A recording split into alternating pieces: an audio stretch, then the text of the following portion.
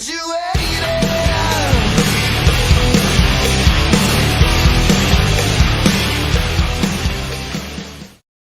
guys, welcome to Dad Talk today. I have Mr. Trunnis Goggins Jr. with me. Trunnis, how you doing? I'm doing well. How are you? I'm doing good. So you are not the first person to have the Trunnis name. We was talking about this a little while ago. Tell us where that name came from. I am one of three.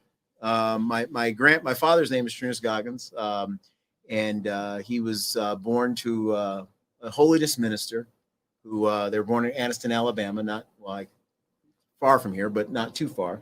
And he wanted to name all of his children after a virtue, and so he named my dad Trunnis. Now the thing is my grandfather only had a third grade education, so as a result, he spelled it wrong, and so that's what it is. It should be Trunnis because there's two N's, but it is Trunnis. Yeah.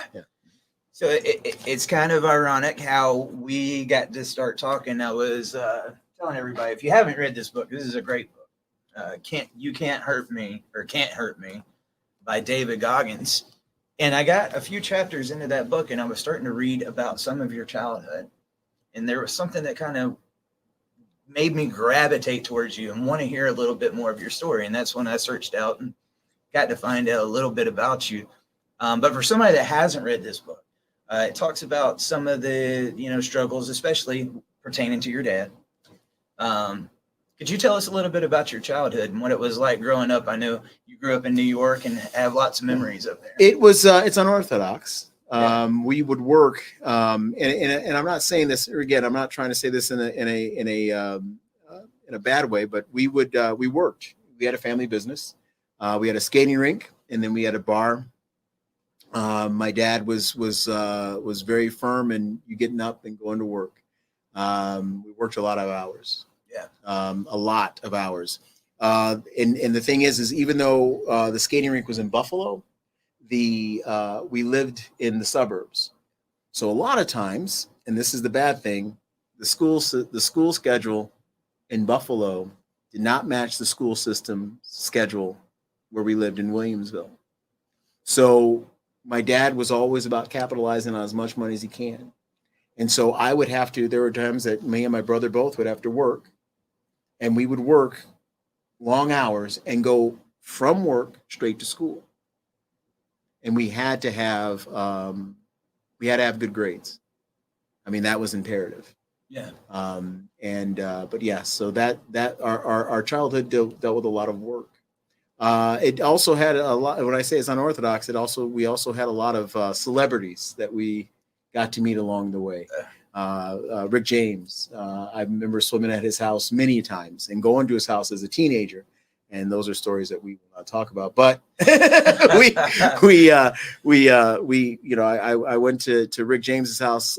We actually sat and hung out with Shaka Khan, Ike and Tina Turner, a long time ago. So it was very unorthodox for the people we got to meet.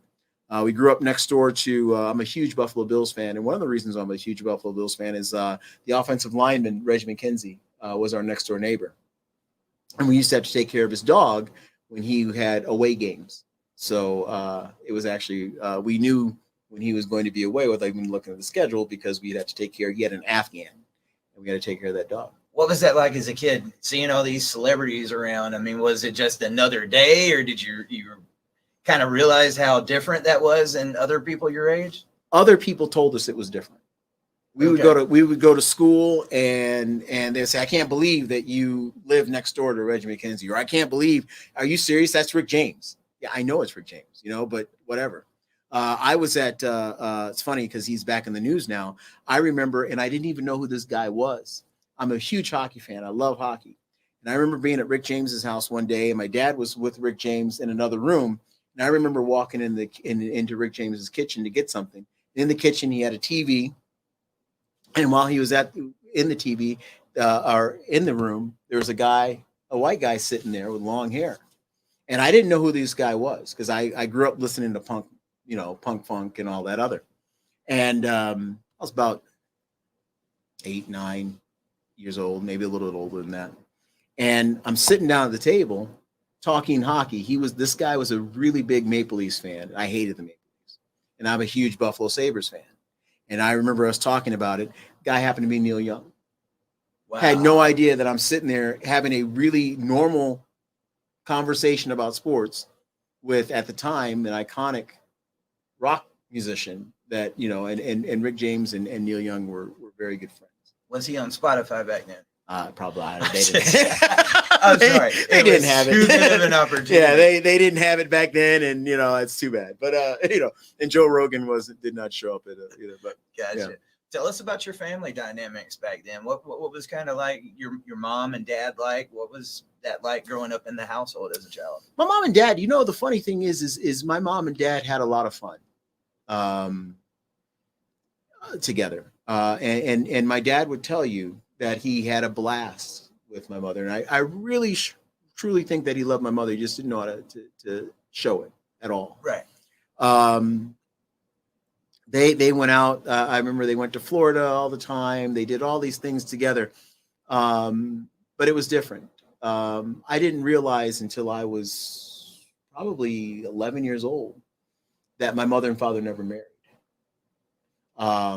My dad wouldn't marry because my dad was afraid. My dad was married before, and to my sister's mom, and he lost everything in divorce.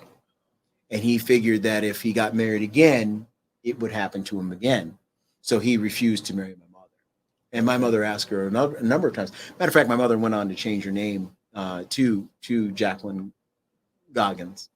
And so we were in the impression that mom and dad were married, and that's just the way it is. However, they weren't.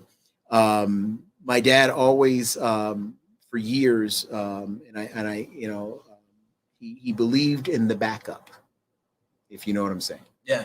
And my mom put up with it until she couldn't put up with it anymore, and rightfully so.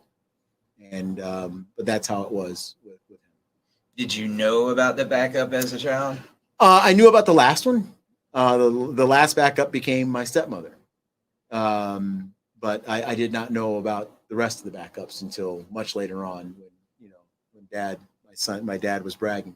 Yeah. Funny thing is I would never date girls in Buffalo because I didn't want to run the risk of dating the wrong girl, you know, because my dad was around everywhere. So I'd always cross the border to date. Yeah. So, yeah. Now, were you and David the only children? No, we have 4 older sisters, but I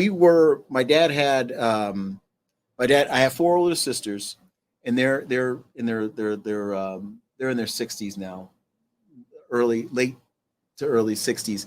And then there's a gap of 11 years between my sister closest to me and then me. And then it's my brother and I. So we basically, I lived with the sister that was 11 years older than me. I lived with her for a while. Okay. And then it was my brother and I. And then when my mother and father split up, I stayed with my dad, and I eventually went back to my dad, I should say, and my brother. So it was for a short period of time, I was the only child. What was the relationship like between you and your siblings? It was all right. I mean, it's not like, I can go even to this day. We weren't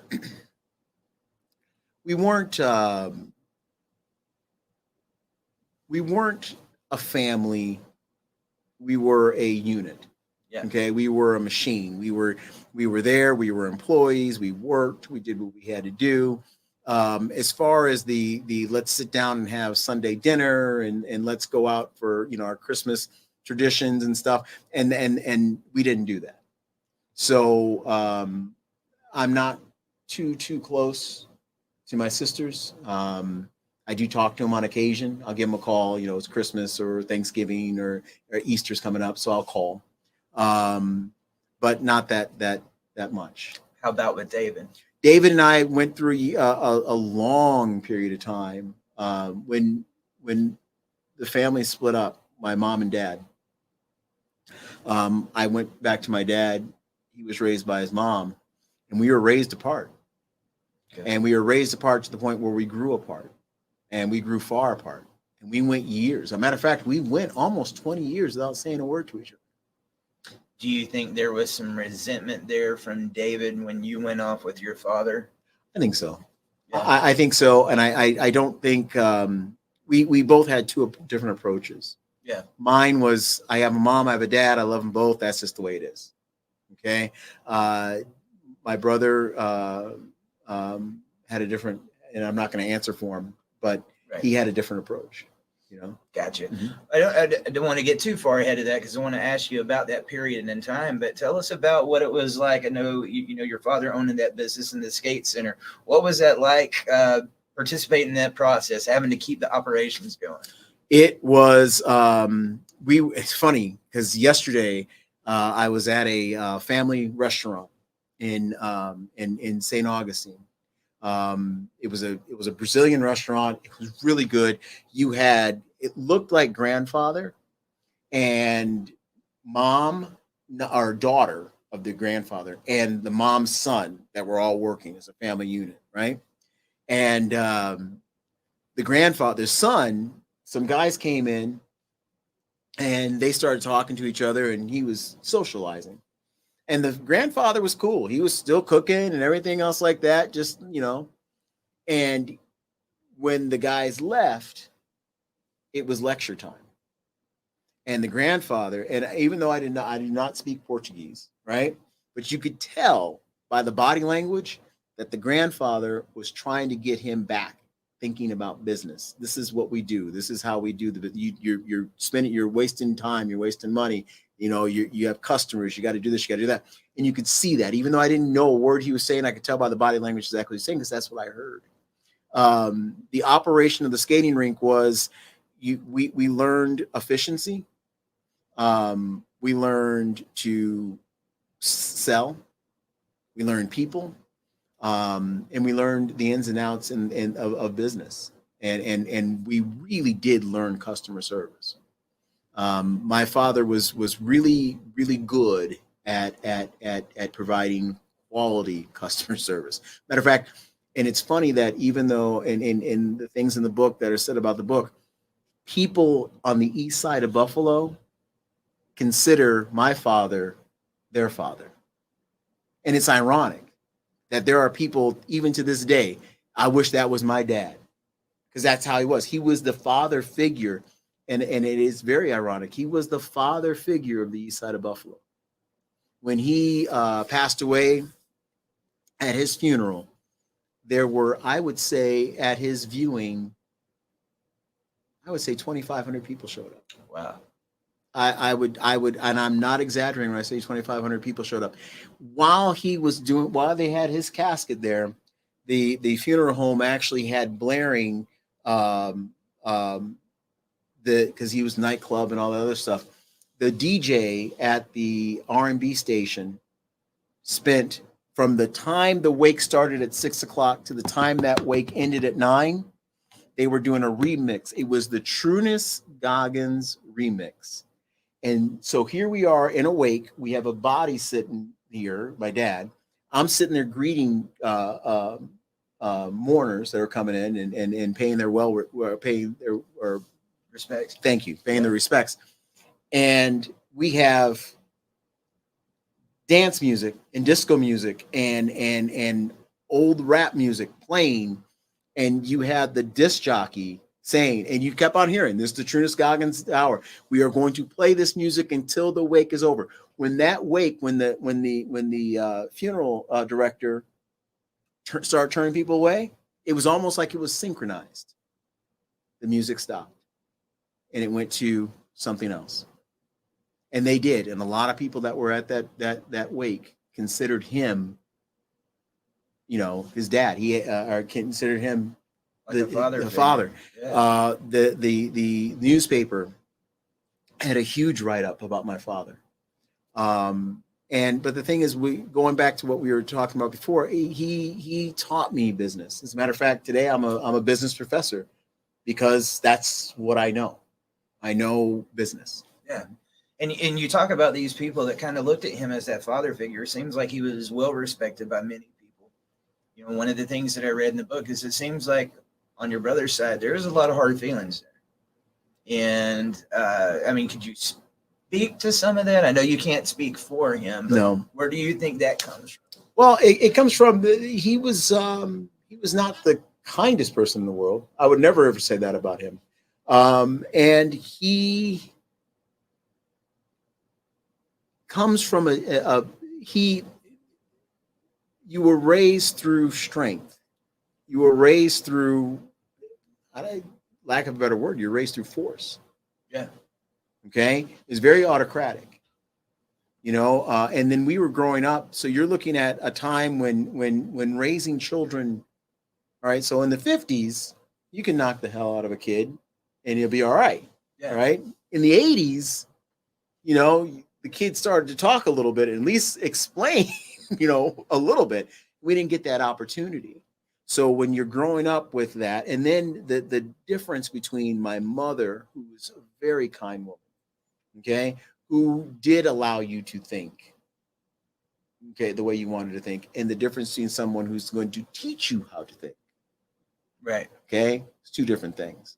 And at that age, so when I was David's age, a lot of the things that I explained, a lot of things that he described in the book, that's exactly how I was. Got about 16, 17 years old, he was a little different. You still better follow his rules.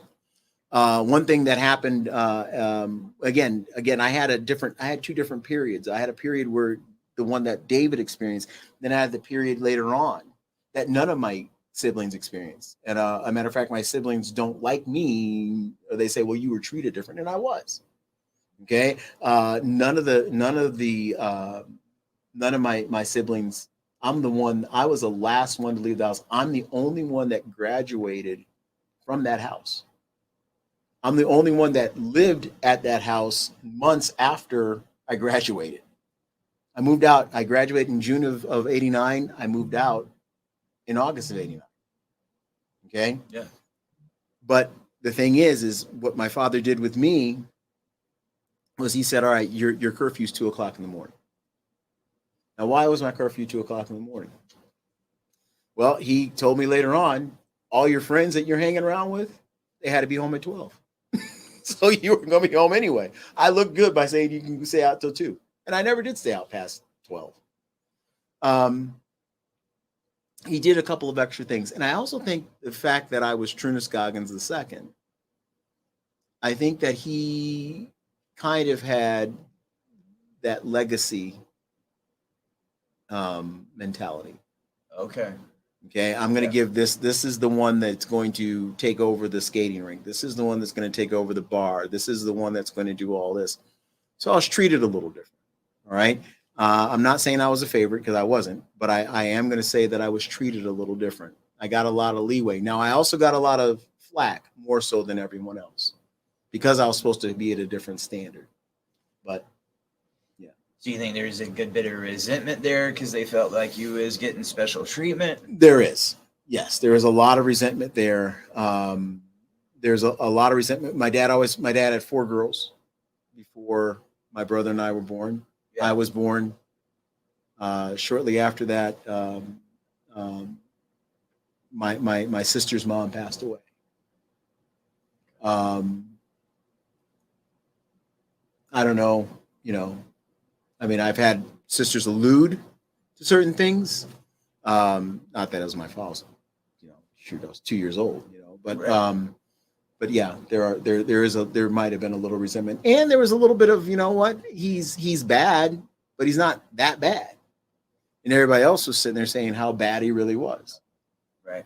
Or their perception of how bad he was. And again, it's all just a perception.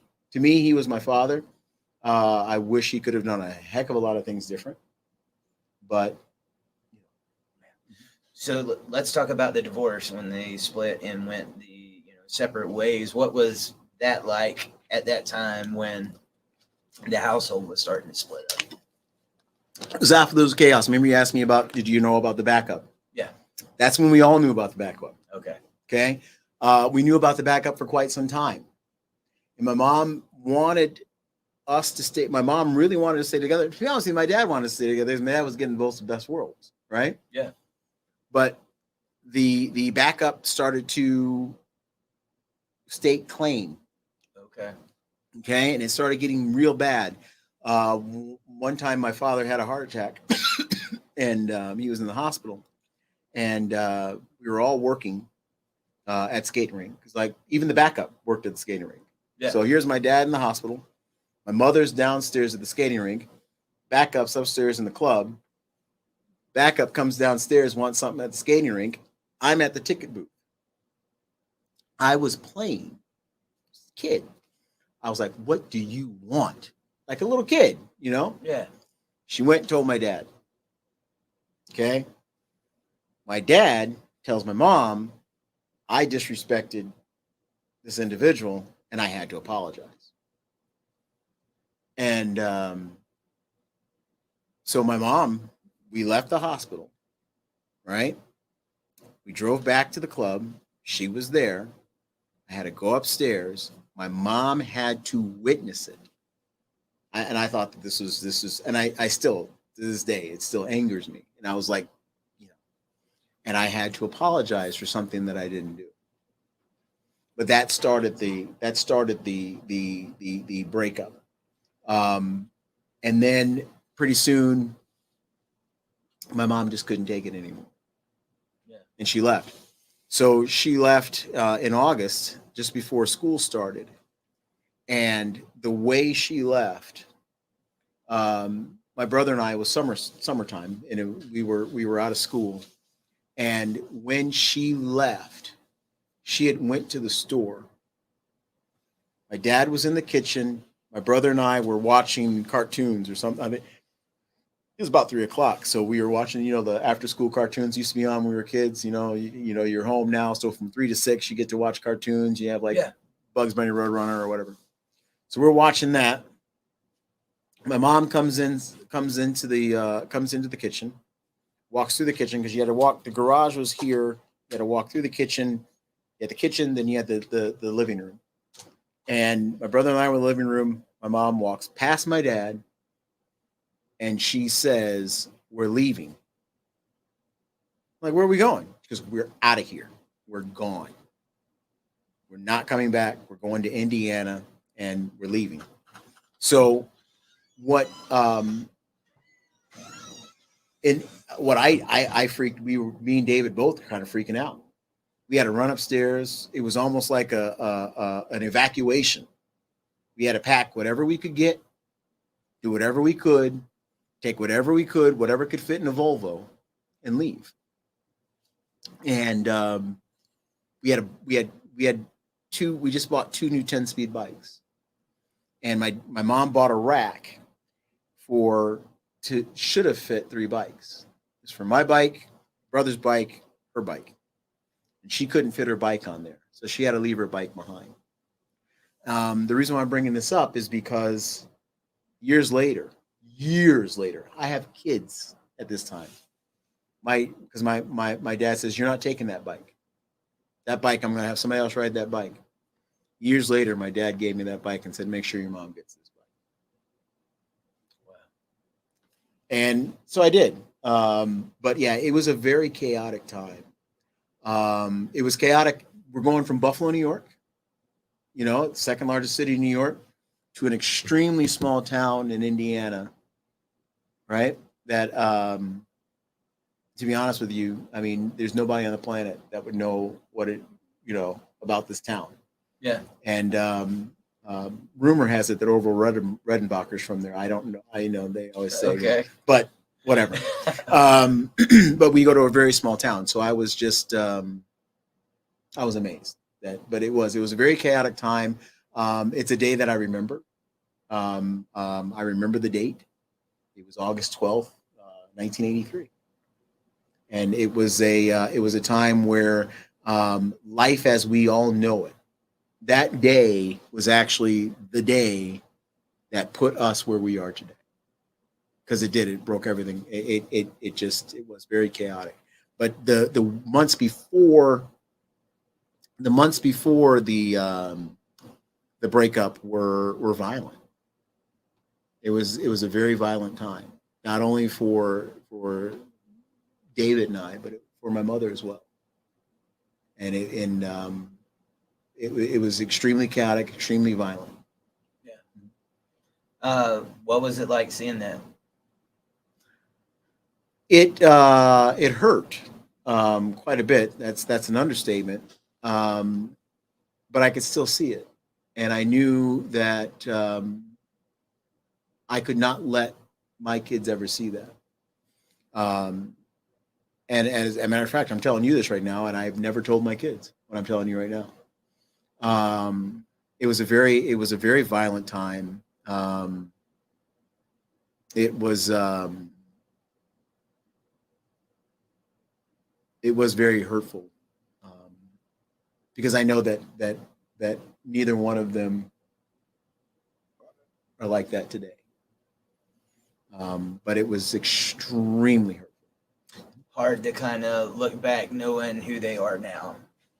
It's hard to go back and look at who they were. I think that, but now on the flip side, if my mom didn't leave, I strongly believe that I would be visiting my mother in prison. Gotcha. I really do. And again, like I said, I mean, there's only so much an individual can take. But yeah, I mean, I think that if that breakup didn't happen, because of the volatility, I think we would have had a serious problem. And what was it like? You talking about the different people that looked up to your dad in that area, but you're seeing this at home. What with him being in the public like that? I mean, I'm just kind of curious your thoughts on that.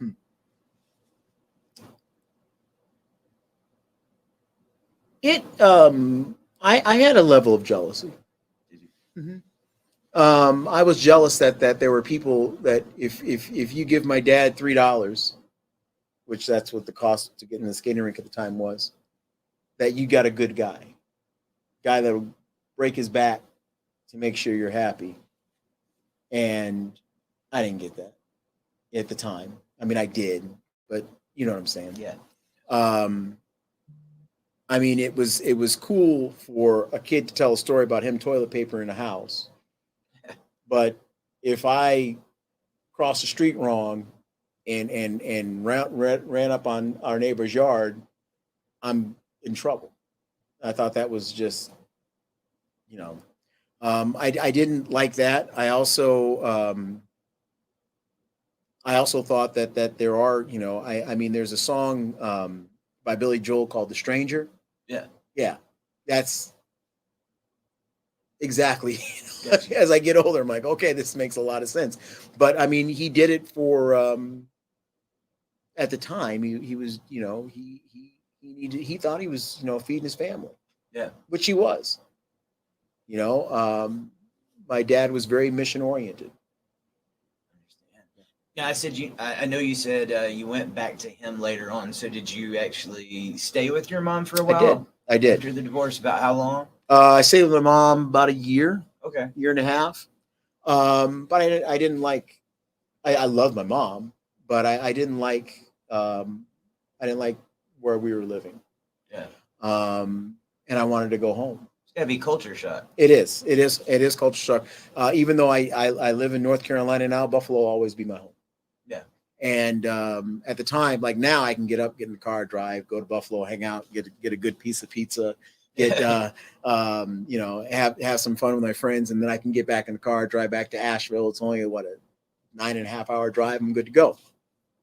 Back then, I couldn't do that. It was a culture shock. And I just didn't like the fact that it's a small town. There wasn't access to the things that we got to do. Niagara Falls, Canada, hockey, football, big buildings, whatever. I like city. Yeah. And I didn't have that. And at the time, and my mother and I talked about this a long time ago, so I'm not saying anything wrong. I didn't like the man she was with. So is this the man that in the book? Yes. Okay. Mm-hmm. Okay. I was going to ask you about that because what was it like seeing him come into the picture? And I guess I'll let you explain kind of what happened with him. Well, I mean, like I said, you got dad. Yeah. I have a dad. All right. And I didn't want anybody to take his place. I didn't want anybody to take my mother's place either. To be honest with you, and again, at that age, as a young teenager, I want everybody to get back together. You know, we could fix this. We can work this out. And I knew that the more that this other guy came around, that wasn't going to happen. Right. But again, now as I'm 51 years old, of course, I know there's a whole bunch more to that story than somebody at 13 thinking about this. Right. But I didn't like him that much. He was a, he was just a different type of person. And I don't think he liked me that much either. And I didn't give him any reason to. So I'm not going to sit there and say, I bet you he could have liked me. Right. But I didn't really give him any reason to like me. And that was my fault. I wish I would have handled that situation different. But again, I was a teenager. We all go through our thing. And he, it was added incentive just to get away from him. So refresh my memory on it again, because I know something happened to him, but how did it lead up to that, and what went down? I don't know. And I'm saying that I do know that he was murdered, but I don't know all the details behind it, to be honest with you. I mean, and I don't talk about it. And the reason why I don't talk about it with my mom is because, again, that was a hurtful thing. I know that my mother really loved him, and but that's why I don't really get into it. No, I understand. But not with her. But I heard, in Indianapolis, it's in like any other place, it's always like, well, I heard this and I heard that and I heard this. And if you take bits and pieces of it, it makes sense to what happened. But again, I really don't know what went down there. And I do know that ironically, I was the last person to ever speak to him. Really? It was the day after Christmas, 1989, and I came down to visit, have Christmas with them, and I was driving back to Buffalo, and there was a horrible snowstorm, and I had a Toyota Tercel, and they closed off Interstate 90 in Erie, Pennsylvania. And I remember I pulled in, and I went to a payphone, and I called, and my mother wasn't there at the time. So I called them up, and I said, hey, listen, make sure you tell Mom that I'm not going to be home tonight. I'm staying in a hotel. I'm safe. I'm good to go. And that was it. There's a bad snowstorm, but everything's good. So if you see anything on the news, I'm fine. I'm at this hotel. I'll get up in the morning and I'll leave. Yeah. And that was the last conversation he had with anybody. Apparently, after that, he was murdered. Directly after that. So what was that like, moving back to New York after being in Indiana for a year? It was good. I like to be home. Yeah. I had my old friends that even to this day, I still hang around with a lot of them. But what was funny was, and I didn't do this to pick a side. Okay. Yeah. My dad took it as I did pick a side. Okay. So again, that's where some of that resentment comes in. Okay. That's where some of the, hey, you got away with this, even my sisters, and we couldn't. And I think that my dad probably let me get away with certain things that no one else could get away with, because he didn't want me to go back. It's not because he didn't want me to go back. He didn't want me to go back because then it looks like I'm picking another side. And me moving back to Buffalo was not picking a side. I still love my mother just the same as I love my father. I loved them both equally. Yeah. I just did not love the living arrangements equally, and I wanted to go back. I wanted to go back to what I loved, which was Buffalo.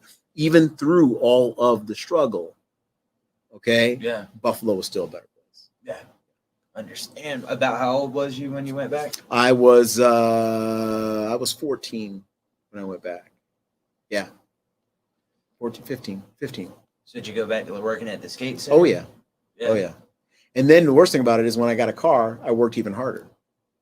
And that was bad. Because, we had all-night skates. You worked from 7. It was the rink opened at 7 p.m., closed at 7 a.m. 7 a.m.? Yes, sir. What? So we would work, and I would work And I would work from, I'd get out of school, because remember the school systems were different. Yeah. And this would be like Martin Luther King birthday. Now everybody takes off Martin Luther King now, right? But back then they didn't. Williamsville East, the school I went to, did not have Martin Luther King off until later on. But the city schools did. So he would have an all-night skate for Martin Luther King night, and I would work. And Tuesday, so I'd work. So I would work. I would go to school that Monday, okay? Or I'm sorry, Sunday they would have the skate, and I would work Sunday night all the way into Monday morning. School, and that was over at 7:00. My dad didn't let me. I didn't have to clean this skating rink at the time, which was good. I'd come back there to do that. But then at 7:45 is when that bell rung. And the skating rink was about 30 minutes from school. So I had to get, literally, when everybody else was walking out, get in my car, drive to school, have my book bags, whatever I needed, okay? I'd work. And I'd work at that skating rink. I'd go to school. I'd be there until 2:45, and then hopefully get to go to bed. Wow. Yeah. What was that feeling like when you got home? It was a delight to get home. Yeah. Because I would go straight upstairs and go right to bed. And the thing is do not, under any circumstance, bring home bad grades. Okay? Do not. And I remember a number of times just like, sleeping in the cafeteria. I knew every nook and cranny of that school because I'd go and find a place to sleep.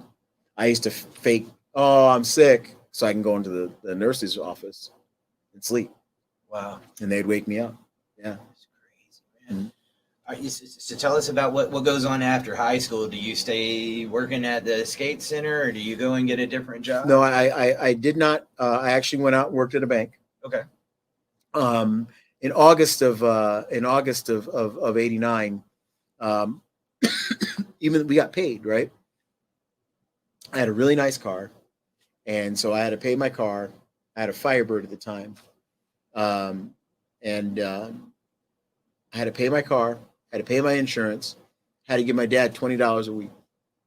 Okay, had to give my dad $20 a week every single day. So from the time I was 15 to the time I left the house, I gave him $20 a week. August of '89, I ended up picking up a job, and I was going to work at the bank and work at the skating rink. But and then I was going to work, and then I was going to eventually work at the bar. But my dad says, I was sitting there, and he goes, "Oh, so you got a good job now?" Yeah. He goes, "You got nice car." Yep. And I was getting ready to go to college. He goes, "You getting ready to go to college?" I'm like, "Yep." He goes, "Well, time to go." I was like, "What?" It's like, "Yeah, you're leaving." What my dad did, I thought I was giving my dad $20 a week for real. Yeah. Right? I wasn't. My dad was taking that $20. He was putting it in an account. And on the day he said it was time to go, he wrote me a check. It was close to $3,000. It was all my money. He goes, "This is the money you've been giving me for the last 3 years. Okay? This should be enough. Last month's rent and some furniture." And that was it. And I moved out. I moved out right at, like I said, a couple weeks after I graduated high school. And that's what I did. Was that an exciting thing for you? It was odd. It was really weird because that wasn't on my mind, Yeah. Moving out, all my other friends, still living at home. Yeah, they were either going to school or whatever. I was out on my own. And it was really odd. Yeah. I had a lot of friends, because when I moved out, now everybody wants to hang out in my house because, I knew where to go buy beer. I knew where to do all this, and you could stay at my house and just chill and wouldn't have to worry about it. So, but it was really weird. I know the first night I slept at the apartment I had a security buzzer. And that's the only reason why I got that apartment, because I've never lived on my own. And I was like, yeah, I want to make sure I got something watching me, you know, just in case. So that security buzzer was my security blanket. Yeah. So what happened with the job at the bank? It went under. Yeah. I worked for savings and loan. I got caught up in the savings and loan scandal, and like so many other savings and loans, it went bad. So yeah, and the worst thing about it with me is I would pay all my bills, pay my rent, pay my car payment, insurance, utilities. We didn't the place that I lived, you didn't have to pay for heat. Yeah. Which is bad because that place in the summer and the wintertime, that place was blazing hot. But you didn't have to pay for that, but you had to pay for your lights, you had to pay for your water, paid all my bills. Then after that, I went out and partied with the rest of the money. And so I lived paycheck to paycheck. I had no savings. And the bank ended up going under. And when it went under, I learned my first real life lesson on my own. Yeah. Always have savings. Always have savings. Because I ended up having to go back to my dad after 5 years. And he wouldn't let me come back. And so that really and he said to me when I went crawling back home, he said to me, he goes, as long as I live, you'll never go hungry. He said, but you're gonna have to figure out the rest. And I did. You know, I ended up joining the Navy. And that led me to where I am today. But it was a pinnacle moment. So you ended up joining the Navy. How did you like the service? I loved it. Did you? I absolutely loved it. Growing up the way I grew up, you know, it was a regiment. You know, when you work for your parents, yeah, it is, you don't know when you're going to eat. Okay, not because you don't have the money, because you don't know, you know, the hours you're going to have to work. Something might come up at the building and you can't work because there's a roof leaking or something like that. You don't know a lot of things. It was very I don't want to say chaotic, but it was spontaneous. Yeah. Military, you get up certain time, you wear a certain thing, you do a certain job, and that's it. And it taught me organization. It also taught me that it doesn't matter what color, religion, creed, anything. You're my brother. That's where I learned that. I have a family that is very big now, behind a lot of people I met in the military, who I do consider my family. And it also taught me another thing. It taught me how to watch out for other people, and it taught me a code. Yeah. Growing up the way we grew up, there was no code. It really was watch your back. It was almost dog eat dog. And then you go into the military, and it's not like that.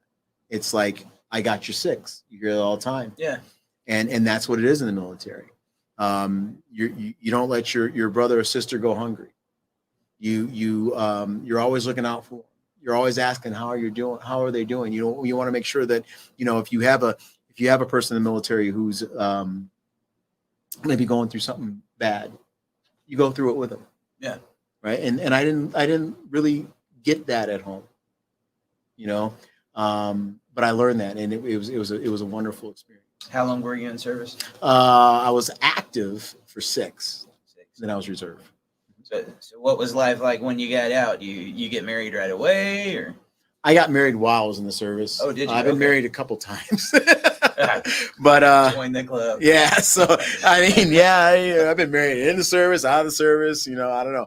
But yeah, I was married while I was in the military.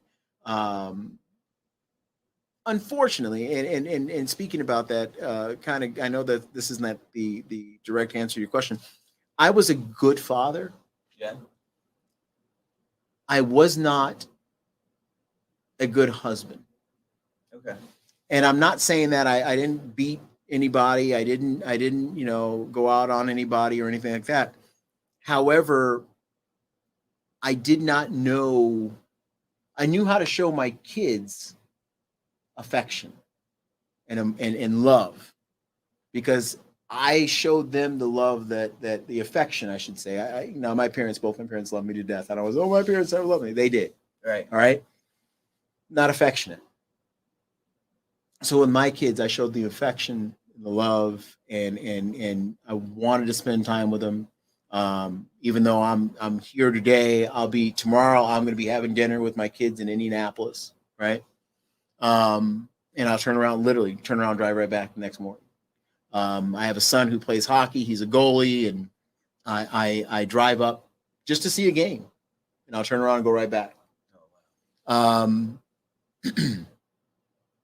wasn't like that with my spouse, and it's as I get the further away I get from it. Did I treat them nice? Did they have good things? Yes. But see, that's what I equated love to, because that's what I grew up with. You were given that at which you had seen. Exactly. My mom got to drive a Mercedes Benz. All right, so you need to have a nice car. And if I give you a nice car, that means I love you, right? Right. That's not the way it goes. When did you realize that's what you did? Unfortunately, after my third marriage. Now I know, okay? Yeah. But I didn't know back then, because I knew, I was like, what are you doing? Do you love me? Are you eating? You have a beautiful house? Of course I love you. I mean, why do you think I don't? I wouldn't give you this if I didn't love you. That's what I would think. Yeah. But it's just not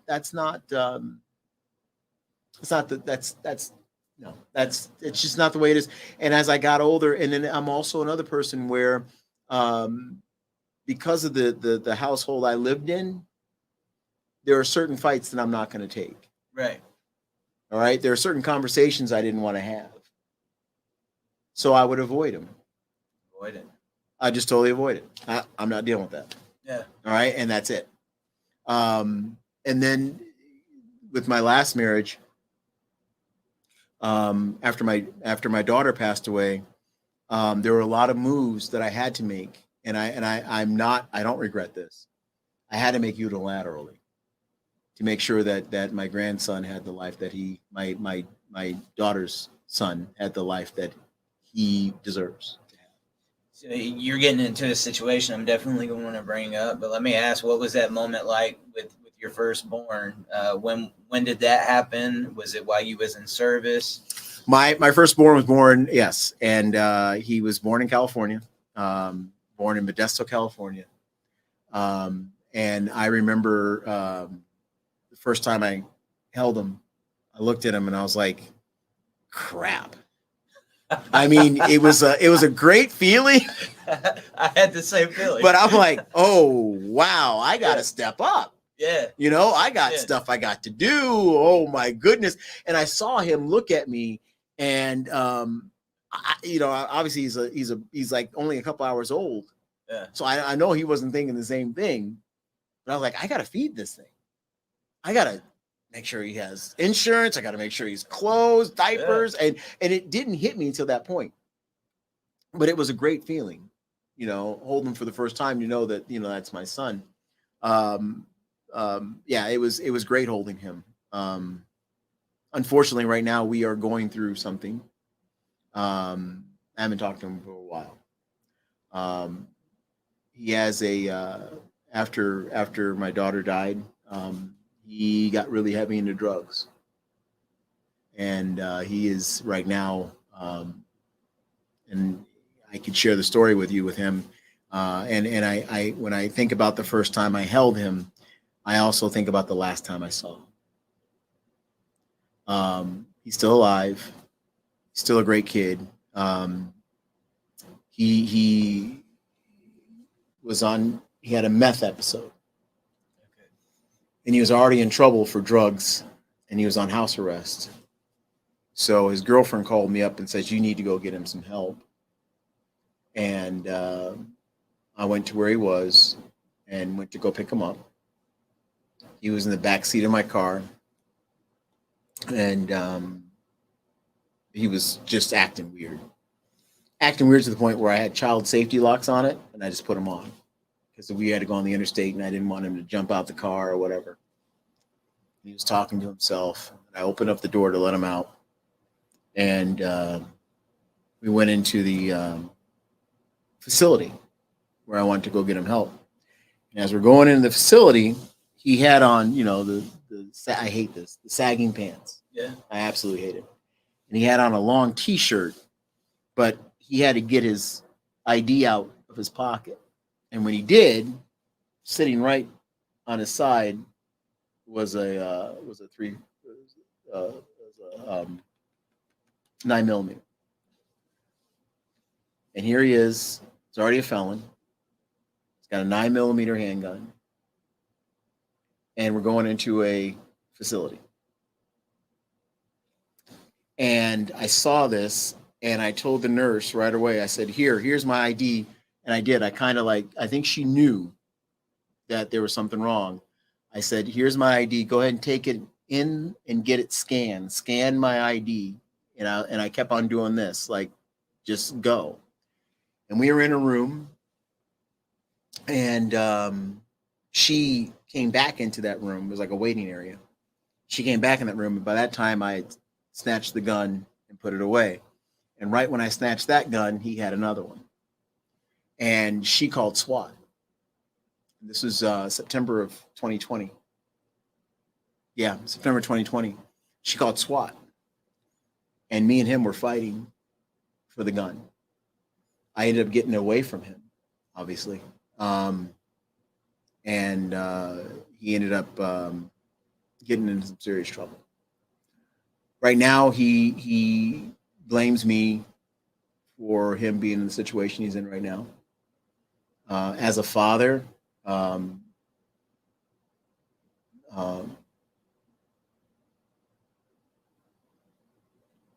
he ever sees this, I'm not sorry for what I did. I would do it again. He would have died that day. There's no question. I don't want to lose another child.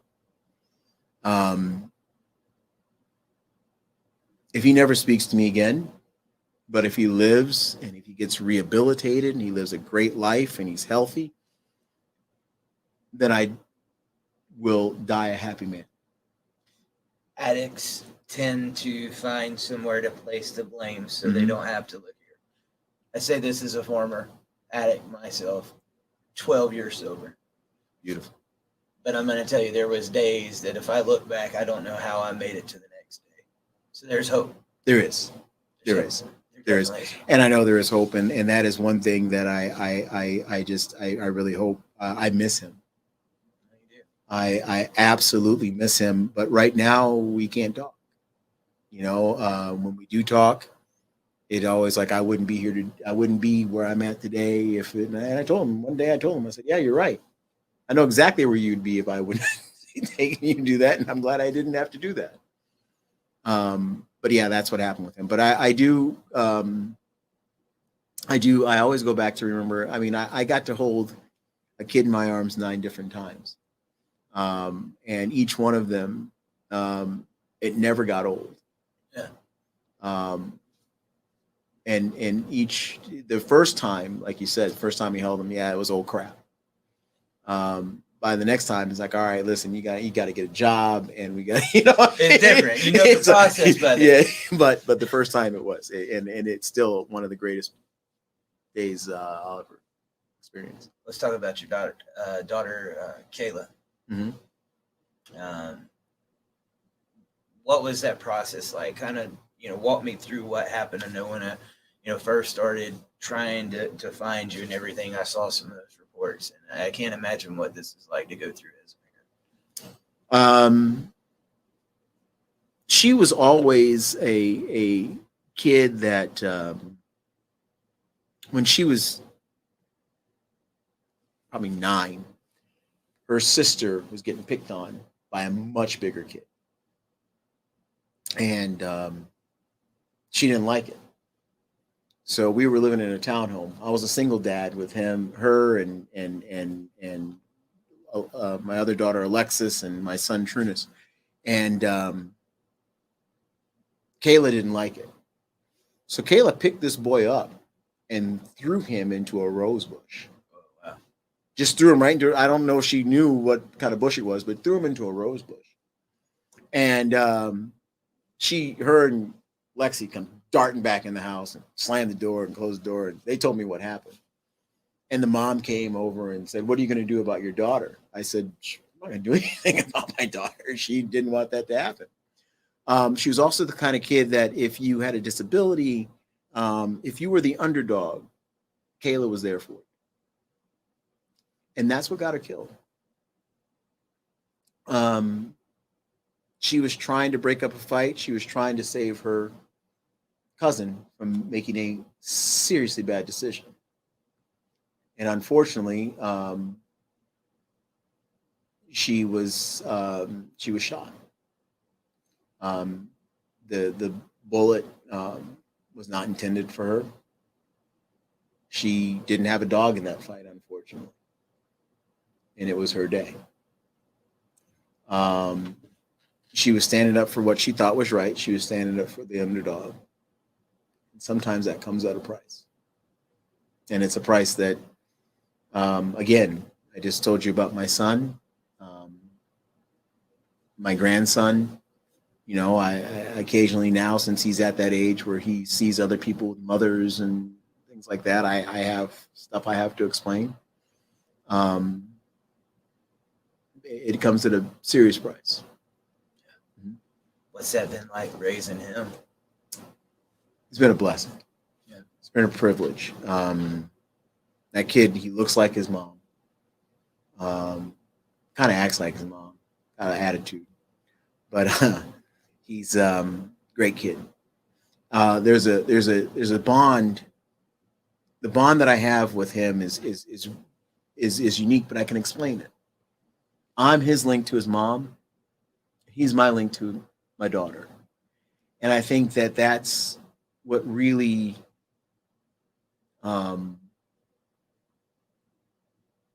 it really keeps us tight. Yeah. I know when if I sit down, I'll watch TV or something like that. And even if he's having one of those moments, those bad moments, he'll sit right next to me on the couch, you know. And it's just funny, you know. I eat cornflakes every morning for breakfast, or Frosted Flakes, because I'm still a kid at heart. I eat Frosted Flakes every morning for breakfast, and so what does he have to do? Yes, I buy. He wants other cereals. He wants Fruit Loops. He wants Fruity Pebbles and stuff like that. But if I'm eating Frosted Flakes, he has to eat Frosted Flakes. And even if I buy his own bag of Frosted Flakes, he has to eat my Frosted Flakes.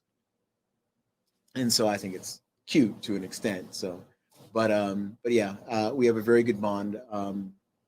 He is doing quite well. He was born in Indianapolis. Now he lives in Asheville, and he's adjusted quite. He's got great friends. Really good. He's done very well. Talking about your son, do you? Yeah, I know you kind of alluded to this earlier, but do you think he really kind of took a turn for the worse after what happened to your daughter, Kayla? Absolutely. How do you think that kind of played into that with him? We all everybody deals with grief differently. Yeah.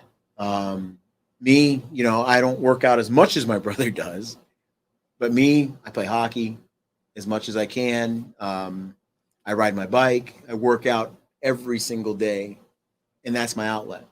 I don't want to. My dad drank a lot, and I don't want to do that. Right. I don't want to feel sorry for myself. I'm not a victim. Okay, I went through a bad thing. We all do. We all go through bad things, and that's how I do it. That's my coping mechanism. I mean, even now I was on vacation, and when I was on vacation, I had to work out, had to be a gym. All I got to do, get up, get my morning workout out, and while I'm working out, I'm thinking about it. I'm trying to burn it out of my system. I think about other things, but I mean, I do think about that. It's a daily thing. You get up in the morning, that's what you think about. My son, on the other hand, he dealt with it different. He tried to hide it. When my daughter died, I was in a fog. And I went to the doctor. I said, I don't know what's going on. This is about 3 or 4 weeks after my daughter passed away. Went to the doctor and I said, I can't sleep. I can't do this. I can't do that. First thing the doctor said to me was, I can give you these pills. And I forgot what they were, some antidepressant. And I said, if I take these, I'm going to bring my daughter back. And he looked at me like, I said, if I take these pills, is it going to bring my daughter back? Am I going to see her? Something going to happen? It's like, no. So then why am I taking it? I said, because once that pill wears off, I still got to deal with this. I still got to deal with it. Once the pill, and I'm not against antidepressants. I'm not saying that. I'm saying in my situation, it's not going to heal it. All it's going to do is mask it over for a couple hours, and then I got to take it again, and then now I'm dependent upon it, so I don't have to think about it anymore. And I didn't want to do that. And my son, on the other hand, that's what he did. Mm-hmm. So let's get back to talking about your dad. So we've kind of grown up, we went through our life. What was those later years like with your dad? Did you start seeing a different person? Mm-hmm. Yes. I saw a man who, so he was still hard as hell, right? One day he called me up, and well, let me go back. Yeah, I did see a different person. He wanted to spend time with my kids. He'd always call, and he would drive to go pick them up. Oh, wow. Yeah, he would drive and go pick up my son and my daughters, and I have tons of pictures, and he would love going to pick them up. My kids loved him. Hey, they're going to be gone for 3-4 weeks at a time. He'd drive them all over Canada. He'd take them all over the place. And in his later years, he ended up, he left Buffalo and moved to Niagara-on-the-Lake, Ontario, which is right across the bridge, but still. And he lived in Canada the last couple of years of his life. There was a different side of him. He didn't have to compete with anybody anymore, I don't think. And he was really mellowing out, like we all do when we get older. When he, but he still tried to have that gruff. He, when he got real sick, he called me up, and he had asked me if I can come see him, and I didn't know he was as sick as he was. Dad, I was a program chair for a college in Indianapolis. I said, Dad, we're putting together this new thing we're putting together this new business program. It's a new degree program. It's brand new. I got to be here all the time. I can't do that. And he yelled at me. Just yelled. And he hung up the phone. Just, I'm your dad, and you come over, and then he hung up. So I called back. My stepmother answered the phone. I said, did Dad just hang up on me? She goes, yeah, he did. Like, wow. Okay. I haven't seen him at that point for about 8 months. And I'm like, same dad. So I'm going back to work. So my stepmother sends me a text. It says, your dad is really sick. I didn't know that. So he says, you need to come. Apparently, when he hung up the phone on me, he just started crying.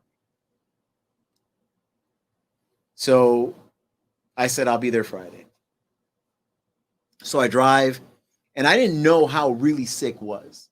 This is a man, you read about him in the book. This is a freaking beast, right? I mean, he was a machine. So I'm still not getting it. Go to the house. And the funny thing is, it's weird because I drive. I left Indianapolis and I had to drive to Canada. So in order to get to where he lived, you drove up and you crossed the border at the Ambassador Bridge in Detroit. So I get to the border. These people don't know me from Adam. And this lady goes, purpose of going to Canada. And I don't know why I said it the way I said it, or if she heard something. I said, I got to go see my dad. And she goes, you have anything to clear? No. All right, bye. No ID, no nothing. And I drove right across. It was the easiest cross I ever had in my life. I drive, and then by the time I got to about Hamilton, Ontario, I sat there and go, I'm going to deal with this guy. He's going to say some stuff and I'm going to be, So, and I'm ready for him to give me this lecture. Because again, I don't know how sick he really is. Get to the front door. My stepmother opens the front door. And my dad, you can see the front door. My dad was against the wall in a wheelchair in the dining room area. And you could see straight down, when you open the front door, you could see straight to where they lived. He was sitting in a wheelchair. And by this time, diabetes has gotten him. He's puffy. And he was sitting in that chair and he goes, Trunnis! And voice was weak. He was real happy. And my stepmother goes, I saw your face. Because that stunned you, didn't it? Said it knocked me right out. And he was so happy that he saw me. I got in the house and realized that the weekend was not going to be about us going out anywhere because he was now house. He was a shut-in now. And I had to take him to the bathroom. And this guy was weighing about 300 pounds. Okay? About 5'10". I'm the shortest of all the Goggins, by the way. All right? Okay. He's 5'10". And he weighed 300 pounds. And so I wheeled him to the bathroom. And I had to pick him up out of the chair. And he couldn't stand on his legs. And I had to literally hold this guy and take him and set him on the toilet. So I pick him up, put him on the toilet, and he goes, you're the only one of my children jumped up and come see me. Called all of you guys, and you're the only one come see me. So that's good. That's nice. And I was like, thank you. He goes, I don't even know where your brother is. I called everybody else. And no one, you come. I'm like, well, I would always come. You call, I come. And I didn't want to look at him. He's going to the bathroom. It's a guy code. You don't. Yeah. So I had my head turned, and he goes, Trunnis. I'm like, yeah, and I still had my head turned, give him his privacy. He goes, Trunnis, I need you to look at me. I thought I had to do something. Turn around and look, and he has a tear in his eye. He's just rolling down his face. And a couple more started rolling down his face. And he was just looking at me. And I look at him, and he goes, this is the most vulnerable position you could ever be. You're sitting on a toilet. You can't get any more vulnerable than that as a man, as a human. Yeah. And he said, I just want you to know whatever I did, and I don't even know what I did half the time. He said, I'm sorry. So this is an opportunity now for one of his kids to light this man up. And I looked at him, and never in my entire life have I seen that level of sincerity in anybody.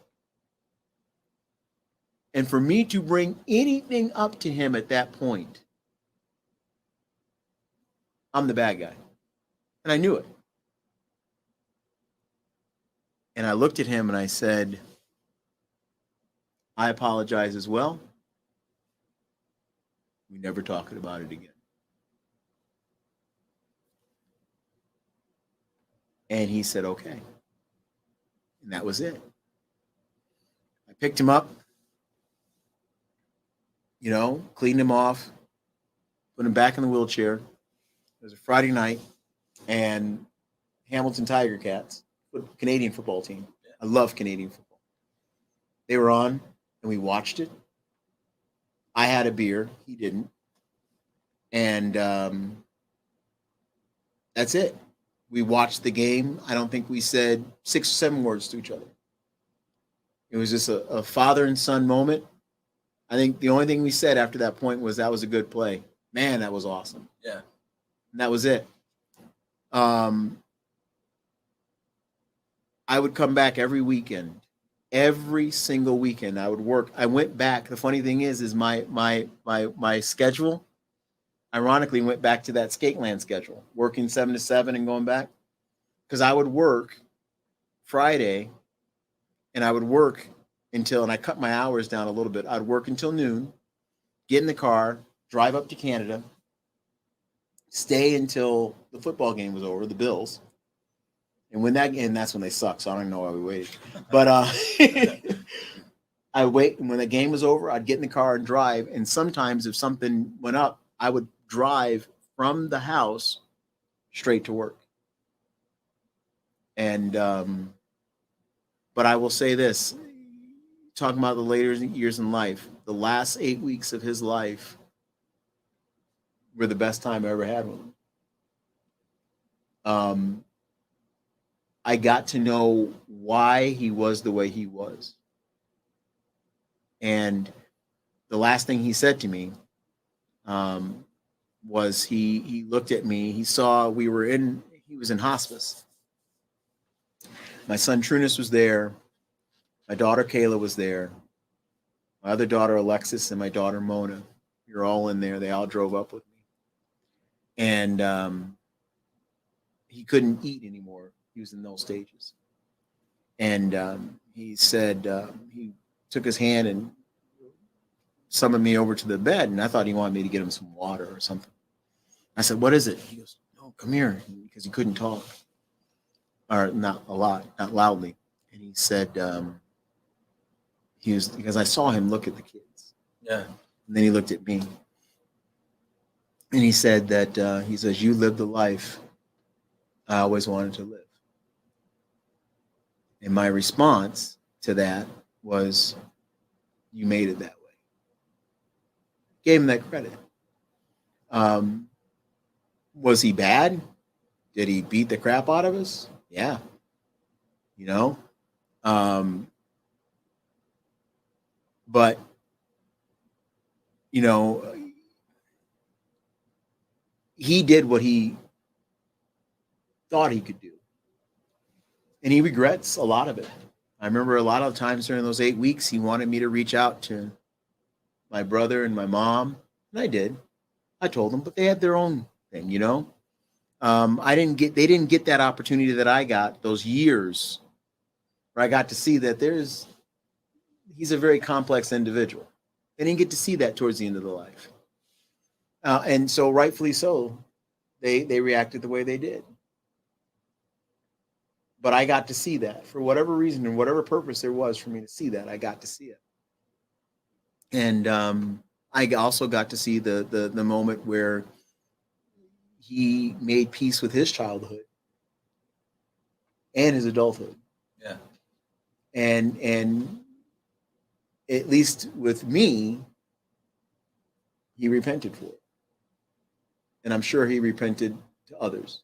And I don't know, but you know, I'm sure that I wasn't the only one, you know, but yeah. So none of your siblings got to talk to him during that time? I had my oldest sister and my youngest sister did spend some time with him. But like I said, I'm the one that drove and was with him every weekend. If there was anything, if your dad would have got that opportunity to talk to your siblings, what do you think he might have said during that time? You know, you can't get in his head, but from what you've seen, I think it would have been one of, you know, I really should have done things differently. I really do think it would have been that. And he did say that. Remember we were talking about the skating rink. My stepmother came in because the skating rink was still open at the time. And my stepmother came in and went to tell him what happened at the rink that day. And he was laying there and he's like, I don't ever want to hear about that place again. Never again in life do I want to hear about that. I think that there was a lot of regret. That place gave him so much, but the cost was astronomical. It cost him. I mean, I have wonderful sisters, very successful sisters. I have a successful brother. I have a great mom. And I did very well. But how much better we would have become. how much more of a family unit we would have. We had to learn how to become functional people for families on our own through trial and error. Yeah. You know, here I am 51 years old, and I'm just now telling you, oh, after 3 marriages, I know what to do now, right? You know, so I'm broke now, but I know what to do now, right? and it's bad. You know, and my sisters, they have their own stories, I'm sure. My brother has his story, but it took a lot. I would say that out of my brothers and sisters and myself, we have given people hell to be around. And I'm not saying that therapeutically. I'm not saying that to brag. I'm just saying that we are a different group of people. I mean, my brother, you know, he's very tough. And that exterior that's in that book is not a facade. That's what he is. He's a very, very, very strong, stoic individual. I am a strong individual, but I try to you know, show, you know, I'm now, if you're on my bad side, that's it. And I might get ignorant, but you know, my brother says, you know, you can't hurt me, but I am the kind of person like you can hurt me, but I do play hurt. And, you know, and I will play hurt, and I will play until I can't play anymore. But you can hurt me, but don't, because I'm not going to stop. I appreciate that, man. So what's next on the list for you, man? What's life got coming up for you? At 50 years old, at 51, I am actually now, seriously, I'm actually planning a life of being a hermit. Yeah. You know, oh yeah, I want to go and kind of like live out in the mountains. You know, go out to like this weekend, went out to the ocean and sat for a while. And my kids are getting older. Yeah. There are a couple of things I want to do as far as big splashes, books, what have you. But I am looking at 9 years from now. I want to be really on the downside. Getting ready to retire. Simple life. My grandson, he will be almost graduated by the time I'm 61. You know, he'll be done, gone. And that's what I'm gonna do. All right. Mm-hmm. Trunnis, thank you so much for coming in and doing this with me today. I'm going to ask you to do something a little bit different on the way out. I'm going to let you close the show with this. But for your grandson you just mentioned, if there's any of these lessons in your life that we have talked about during this past hour that you wish you would have known, what's something that you could leave him with? Always know to love yourself. Love yourself all the time, because if you love yourself, other people will love you.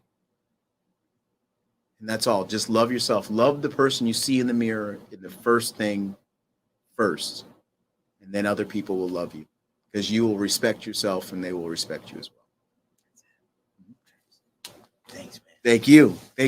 Hey everybody, Eric Carroll here. Thank you for tuning in to another exciting episode of Dad Talk Today. While we fight for you, we would ask for you to please help fight for us. Like, subscribe to our channel, and ring that bell so you get notifications every time we go live.